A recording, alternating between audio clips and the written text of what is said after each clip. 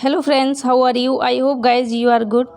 और आज की इस वीडियो में हम डिस्कस करने वाले हैं रीट 2021 के लिए ईवीएस यूनिट 3 है, जिसमें क्लॉथिंग एंड हैबिटेट्स यानी वस्त्र और आवास हमारा टॉपिक है, जिसको हम डिस्कस करने वाले हैं। और पर डे आपके लिए 5 PM पर ही लाइव सेशन होता है, प्रीमियर लाइव होता है, जिसमें आप लोग अपने आंसर्स कर सकते हैं।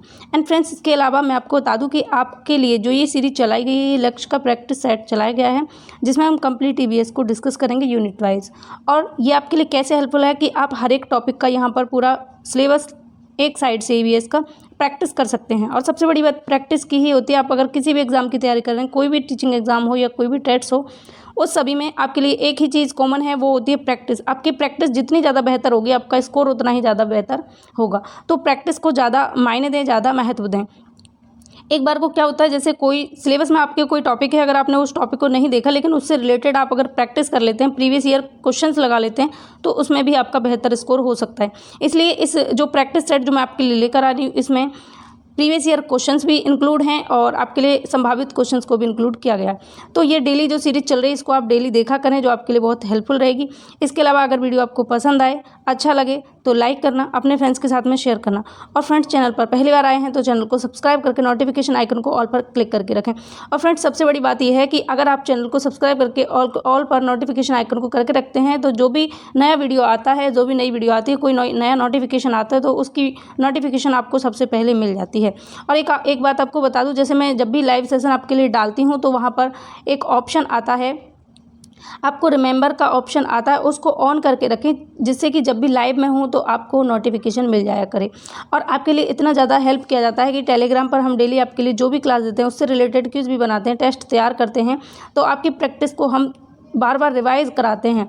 तो इसके लिए बस आपको इतना करना है कि चैनल को सब्सक्राइब कर लीजिए, ताकि हमें भी सपोर्ट होता रहे। आपके सपोर्ट की बहुत ज़रूरत है। जब तक आप सपोर्ट नहीं करेंगे, तब तक हम कुछ भी नहीं हैं। आप हैं तो हम हैं। तो चलिए स्टार्ट करते हैं आज के इस सेशन को। कौन सा सम्मिलित नहीं है? तो यहाँ पर फर्स्ट क्वेश्चन दिया है, कौन सा सम्मिलित नहीं है। रीट लेवल फर्स्ट 2015 में पूछा गया क्वेश्चन है।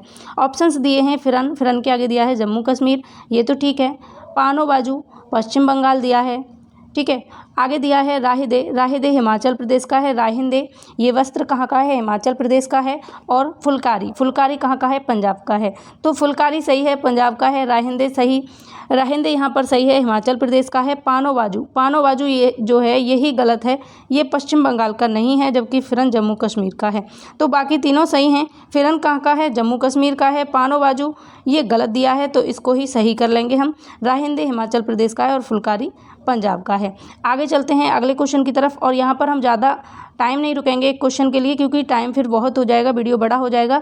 तो क्वेश्चन का डायरेक्ट जल्दी आंसर करते जाइए, आप फटाफट से क्विकली आंसर करेंगे, क्योंकि ये इसकी डिटेल सेशन हमने डिस्कस किया हुआ है। तो चैनल पे प्लेलिस्ट बना हुआ है रीट 2021 करके, तो उसको आप चेक करिएगा। रीट के जितने भी प्लेलिस्ट हैं, उनमें डिस्कशन कंप्लीट किया हुआ है। 3 यूनिट को हमने कंप्लीट किया हुआ है, फर्स्ट, सेकंड और थर्ड को।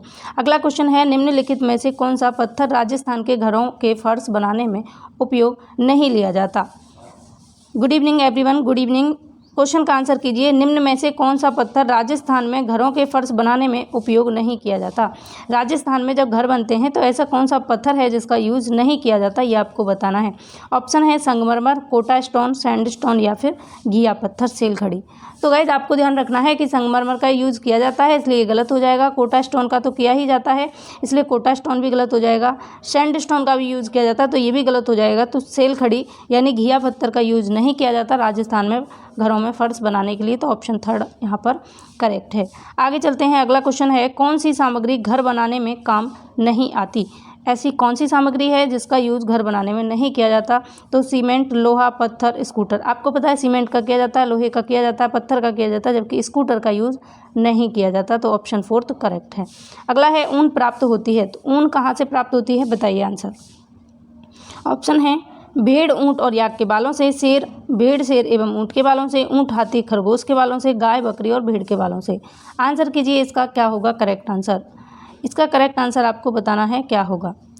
तो भेड़, ऊँट और याक के बालों से ऊन प्राप्त की जाती है। ऑप्शन फर्स्ट यहाँ करेक्ट है। जो भी लोग फर्स्ट ऑप्शन को आंसर कर रहे हैं, उन सभी का करेक्ट है। और आपके आंसर्स मैं देखती रहती हूँ, आप फर्स्ट आंसर करते रहिए। अगला है, शेर बंदर, शेर, चूहे के क्रमशः घर हैं। घर बताना, आवास बताना है कि बंदर कहाँ रहता है, चूहा कहाँ रहता है और शेर कहाँ रहता है। तो बंदर के लिए घोंसला दिया है, ये गलत है। बंदर के लिए गुफा दी है, ये भी गलत है। बंदर के लिए बिल दिया है, ये भी गलत है। तो बंदर के लिए पेड़, शेर के लिए गुफा और चूहे के लिए बिल। तो ऑप्शन थर्ड क्या हुआ यहाँ हमारा करेक्ट आंसर हो जाएगा। जो पहले गलत हैं उनको अलग कर लीजिए तो सही आपको ऑटोमेटिक पता लग जाएगा। अगला है कश्मीरी चौगा कहलाता है। कश्मीरी चौगा क्या कहलाता है? ऑप्शन है फिरन, अंगरखी, बुगतरी या अचकन। कश्मीरी चौगा को क्या कहते हैं बताइए आंसर। इसका करेक्ट आंसर होगा फिरन। जम्मू कश्मीर में जो एक वस्त्र का मतलब प्रकार है उसे हम फिरन कहते हैं और इस फिरन को ही कश्मीरी चौगा के नाम से जाना जाता है। अगला है कुत्ता मछली। कुत्ता मछली का आवास कहाँ पर है? नदी, तालाब, झील, समुद्र। तो इस क्वेश्चन को हम जीके में भी कई बार करा चुके हैं। इसका फोर्थ ऑप्शन करेक्ट होगा समुद्र। कुत्ता मछली कहाँ रहती है? समुद्र में रहती है। अगला क्वेश्चन, सर्दियों में किस रंग के वस्त्र पहनना अच्छा रहता है? ऑप्शन है सफ़ेद रंग के, हल्के नीले रंग के, गहरे रंग के या हल्के गुलाबी रंग के। इसका आंसर कीजिए क्या होगा। सर्दियों में किस रंग के वस्त्र पहनने चाहिए? तो सर्दियों में गहरे रंग के वस्त्र पहनने चाहिए क्योंकि उनमें सर्दी नहीं लगती। ठीक है, आगे है अगला क्वेश्चन, गर्मियों में पहनने हेतु सर्वाधिक आरामदायक वस्त्र होते हैं। गर्मियों में कौन से वस्त्र सबसे ज़्यादा आरामदायक होते हैं? सूती होते हैं, हल्के होते हैं, दोनों होते हैं या टेरिलिन के होते हैं? तो गाइज आप सभी को पता है कि सूती और हल्के दोनों प्रकार के वस्त्र गर्मियों में आरामदायक होते हैं। ऑप्शन थर्ड यहाँ करेक्ट है। नेक्स्ट है, टेरी वूल के वस्त्रों को धोने की सर्वोपयुक्त विधि है। सबसे ज़्यादा उपयुक्त विधि कौन सी है टेरी वूल के वस्त्रों को धोने की? ऑप्शंस दिए हैं, हाथ से साबुन धोना, वॉशिंग मशीन से वॉशिंग पाउडर से धोना, वॉशिंग मशीन में वॉशिंग पाउडर से धोना। अगला है ड्राई क्लीनिंग कराना या उपर्युक्त सभी। इसका आंसर कीजिए क्या होगा। टेरी वूल के वस्त्रों को धोने की सबसे उपयुक्त विधि, तो टेरी वूल के जो वस्त्र होते हैं उनको धोने के लिए सबसे उपयुक्त विधि होती है ड्राई क्लीन कराना। ऑप्शन थर्ड करेक्ट है। जो लोग ऑप्शन थर्ड को आंसर कर रहे हैं उनका सही है। अगला है, कपड़ों पर चाय का दाग लगा हुआ हो तो हटाने के लिए उपयुक्त होता है या प्रयुक्त करना चाहिए? आगे है, ऑप्शंस हैं ग्लिसरीन, सुहागा, ए और बी दोनों या साबुन। आंसर कीजिए इसका क्या होगा। इसका करेक्ट आंसर क्या होगा। तो गाइस जब कपड़ों पर चाय का दाग लग जाता है, आपने देखा होगा कई बार कि आप घर में चाय बनाते हैं, अचानक से चाय फैल जाती है, गिर जाती है आपके कपड़ों पे, तो उसको हटाने के लिए आप क्या करेंगे, उसको हटाने के लिए ग्लिसरीन और सुहागा दोनों ही हेल्पफुल रहते हैं, दोनों ही प्रयुक्त किए जाते हैं। तो इसलिए ऑप्शन थर्ड यहाँ पर करेक्ट है, ए और बी दोनों। अगला है, देश के प्रमुख पावर लूम सेक्टर स्थित हैं। भारत देश के प्रमुख पावर लूम सेक्टर कहाँ स्थित हैं? ऑप्शन है सेलम, मदुरई, सोलापुर या उक्त सभी। आंसर कीजिए क्या होगा। तो इसका करेक्ट आंसर होगा ऑप्शन फोर्थ, उपरोक्त सभी। आंसर करने में स्पीड से आंसर कीजिए, बिल्कुल ऐसे सोए सोए से हाथ पैरों से आंसर नहीं करना, हाथों से, पैरों की ज़रूरत नहीं है आंसर करने के लिए, तो हाथ थोड़ा फास्ट स्पीड में रखेंगे। ठीक है, आगे चलते हैं। अगला क्वेश्चन, गर्म सूट, पैंट, कोट, गोटा, किनारी के काम युक्त महंगी साड़ियाँ आदि धोने को सर्वोत्तम विधि कौन सी है? ऑप्शन है वॉशिंग मशीन में इजी से धोना, डिटर्जेंट पाउडर को पानी में मिलाकर उसमें डालना, ड्राई क्लीन करवाना या साबुन से धोना। अब बताइए इसका क्या होगा आंसर। इसका करेक्ट आंसर होगा ड्राई क्लीन करवाना, यानी सूखी धुलाई। जो ज़्यादा महंगी साड़ियाँ होती हैं, कोट पैंट होते हैं, आपने देखा होगा उन पर अक्सर ड्राई क्लीन करवाते हैं लोग, तो थर्ड ऑप्शन यहाँ ज़्यादा बेटर है। और फ्रेंड्स आपको मेरा प्रयास अच्छा लग रहा है, अगर क्वेश्चन पसंद आ रहे हैं, ऐसा लग रहा है कि एग्जाम में क्वेश्चन आएंगे, और ऐसा तो है, लेकिन आपके ऊपर डिपेंड करता है, क्योंकि हर एक इंसान के, हर एक व्यक्ति की एक अपनी सोच होती है। कई लोग होते हैं बोलते हैं ईजी क्वेश्चन है, और उन्हीं ईजी क्वेश्चन को आप गलत कर रहे हैं, तो फिर ईजी कहाँ से होगा। ईजी का मतलब ये कि वो चीज़ आपको आती हो। जब आपको वो चीज़ आती नहीं है तो आप ये कैसे डिसाइड कर सकते हैं कि ये क्वेश्चन ईजी है या टिपिकल है। ठीक है, तो हर एक क्वेश्चन अपने आप में इंपॉर्टेंट है, ध्यान से पढ़िए, ज़्यादा से ज़्यादा प्रैक्टिस कीजिए। कोई कितना भी इजी क्वेश्चन हो, अगर आप प्रैक्टिस नहीं करेंगे तो उसमें आप पारंगत नहीं हो पाएंगे। अगला क्वेश्चन, ऊनी वस्त्रों में गर्मियों में कीड़े ना लगें अतः उन्हें सुरक्षित रखने हेतु किस पदार्थ की गोलियां रखी जाती हैं? ऑप्शन हैं नमक की, पारद की, नेफ्थालीन की या फिर उक्त कोई नहीं। आंसर बताइए क्या होगा। आंसर इस क्वेश्चन का क्या होगा। तो करेक्ट आंसर होगा इसमें नेफ्थालीन यानी कपूर की गोलियों को रखा जाता है। ऊनी वस्त्र जो होते हैं उनमें गर्मियों में कीड़े नहीं लगें, उसके लिए उन्हें सुरक्षित रखने के लिए उनमें कपूर की गोलियां रख दी जाती हैं। आगे चलते हैं। नेक्स्ट क्वेश्चन, टुंड्रा प्रदेश के निवासियों के आवास कहलाते हैं। जो टुंड्रा प्रदेश के निवासी हैं उनके आवास क्या कहलाते हैं? कोराल कहलाते हैं, ट्यूपिक कहलाते हैं, इग्लू कहलाते हैं या घर कहलाते हैं? जल्दी से आंसर कीजिए क्या होगा। तो इसका करेक्ट आंसर हो जाएगा ऑप्शन थर्ड, इग्लू कहलाते हैं। टुंड्रा प्रदेश के निवासियों के आवास इग्लू के नाम से जाने जाते हैं। आगे क्वेश्चन दिया है आपके सामने, इसका आंसर कीजिएगा। निम्न जंतुओं व उनके आवासों को सुमेलित कीजिए। अलग अलग जंतु और उनके आवास दे रखे हैं, इधर जंतु दिए हैं और इधर इनके आवास दिए हैं कि ये लोग कहाँ रहते हैं, इनको सुमेलित आपको करना है। ठीक है, तो यहाँ पर ऑप्शंस दिए हैं आपके सामने, पहला, दूसरा, तीसरा और चौथा पहले में, फिर आगे दिया है। तो पहले इनको सुमेलित कर लेते हैं, तब देखते हैं कि कौन सा सही होगा। इसको पढ़ लीजिए और आंसर करने का प्रयास कीजिए क्या होगा। तो हम देखते हैं कि खरगोश जो है कहाँ पर रहता है, खरगोश कहाँ रहता है, आंसर लगाइए, जल्दी से सोचिए खरगोश कहाँ रहता है। तो खरगोश के लिए हम पहले कर लेते हैं बिल। ठीक है, फिर भालू कहाँ रहता है, भालू के लिए करेंगे माद। भालू कहाँ रहता है, माद में रहता है। ततैया कहाँ रहता है, ततैया छत्ते में रहता है। और चील कहाँ रहती है, पेड़ पर रहती है। तो ये क्रम बन रहा है इसका, खरगोश बिल में रहता है। ठीक है, भालू कहाँ रहता है, माद में रहता है।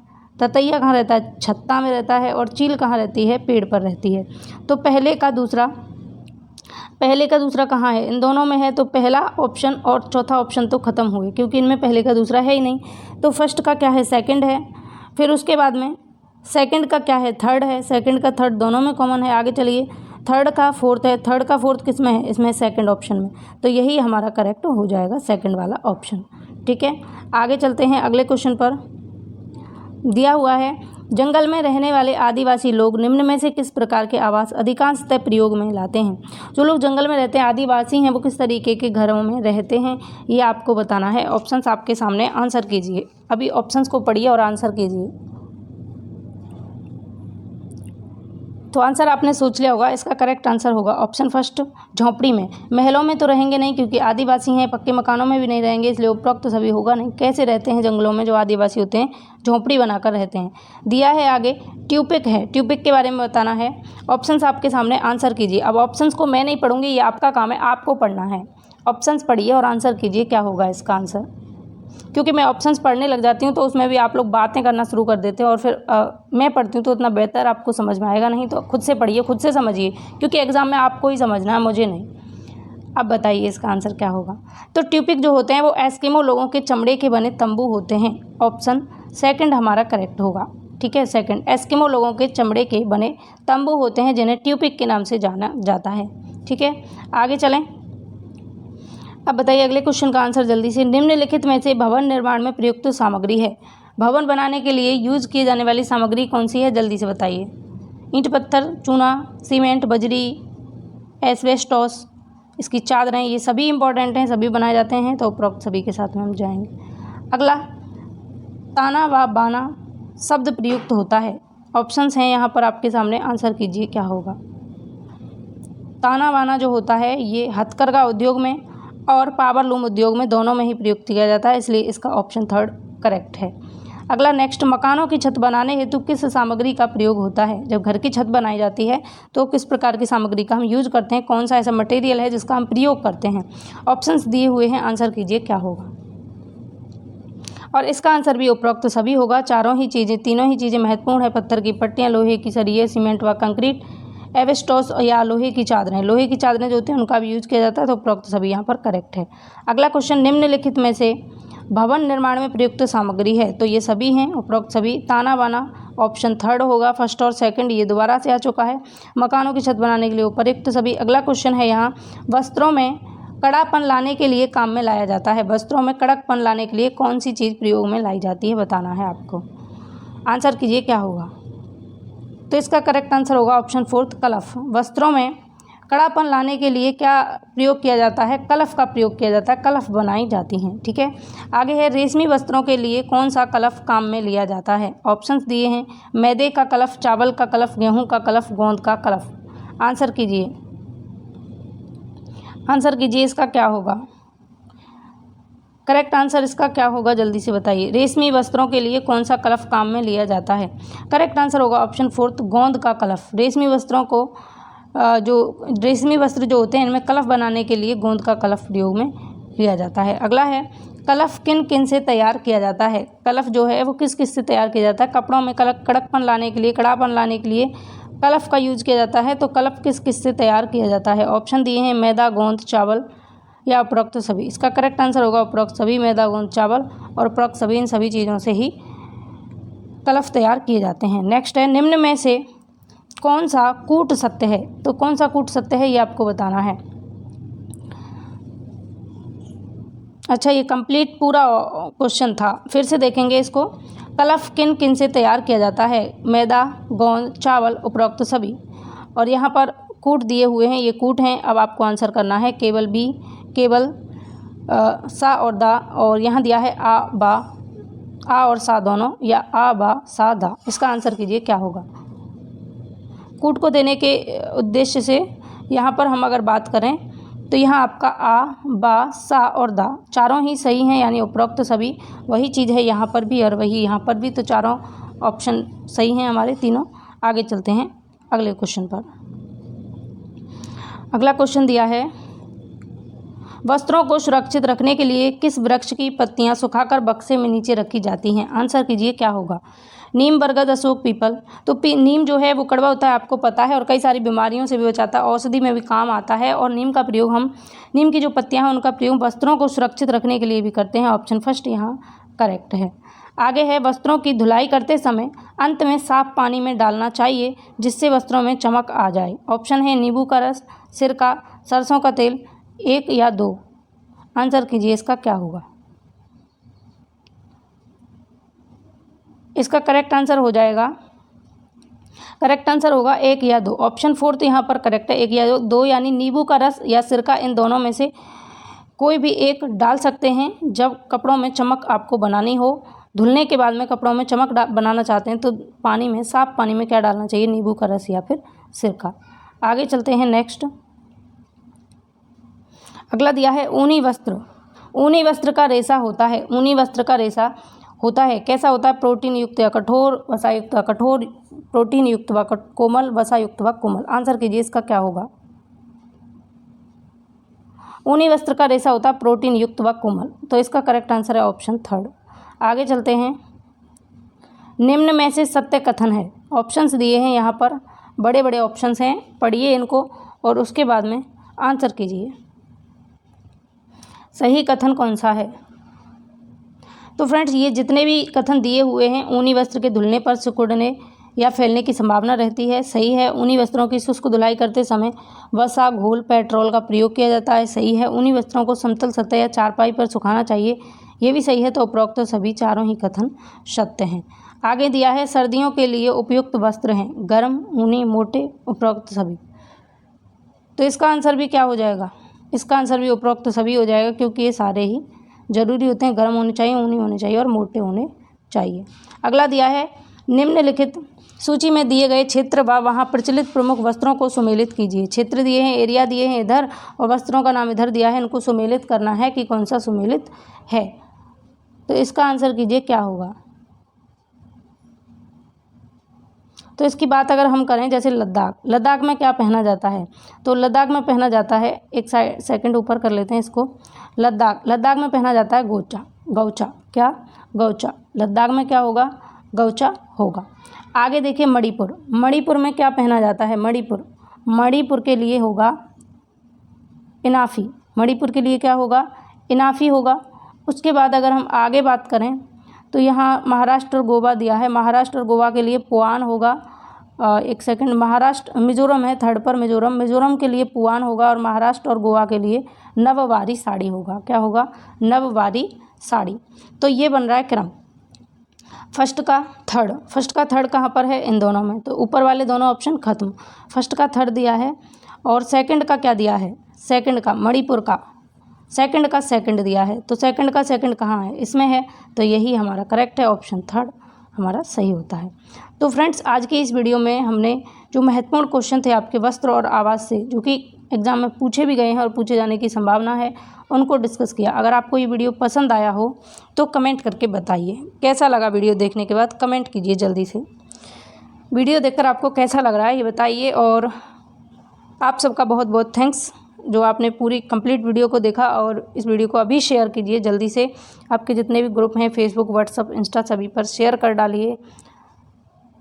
तो चलिए मिलते हैं अगली वीडियो में। बाय बाय, टेक केयर, अपना ख्याल रखिएगा।